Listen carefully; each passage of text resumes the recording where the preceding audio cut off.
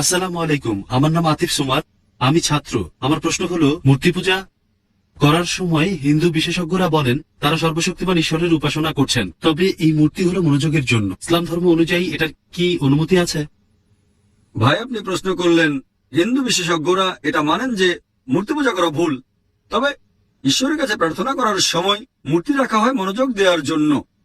তারা মানেন ঈশ্বরের প্রতি মূর্তি নেই, তবে মূর্তি হলো মনোযোগের জন্য। এটা সঠিক কিনা? এইসব হিন্দু বিশেষজ্ঞরা হিন্দু ধর্মগ্রন্থ পড়েছেন, আর এই বিশেষজ্ঞরা মানেন সর্বশক্ত ঈশ্বরের কোনো প্রতিমূর্তি নেই।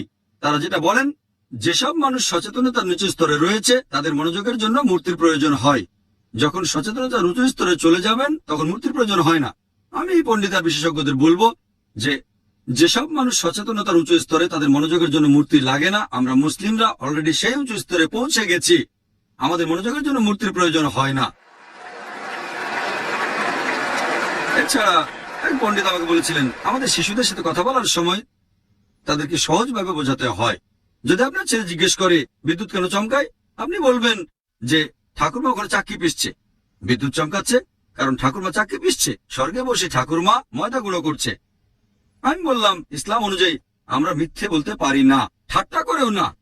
যদি আমার ছেলেকে বলি বিদ্যুৎ চমকাচ্ছে কারণ ঠাকুরমা চাকি পিষছে, যখন সে স্কুলে যাবে তখন জানতে পারবে যে বিদ্যুৎ চমকানোর কারণ হচ্ছে গরম বাতাসের আয়তন বেড়ে যাওয়া। তখন সে এরকম ভাববে, আমার বাবা মিথ্যাবাদী।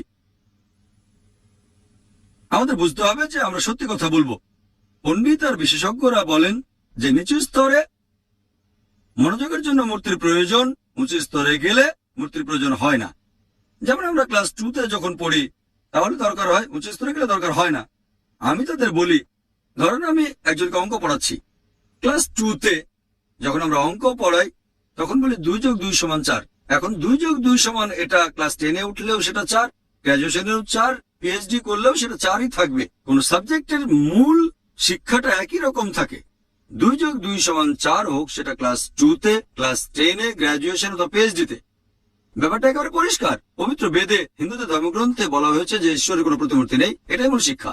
মূল জিনিসটাকে বদলাতে পারবেন না। কেউ যদি আমাকে বলে যে ক্লাস 2তে 2+2=5, আপনি ছেলেকে বলবেন না চিন্তা করো না, ক্লাস 10-এ উঠলে তোমাকে বলবো 2+2=4, আমি এখনই শুধরে দেব। তাই এটা সব হিন্দু বিশেষজ্ঞদের দায়িত্ব যে সাধারণ হিন্দুদের বলবেন হিন্দু ধর্মগ্রন্থ অনুযায়ী সর্বশক্ত ঈশ্বরের কোনো প্রতিমূর্তি নেই। এটাই মূল শিক্ষা। তাহলে একেবারে প্রাথমিক স্তরে বিশেষজ্ঞদের জানানো উচিত যে মূর্তি পূজা করা ভুল। আশা করি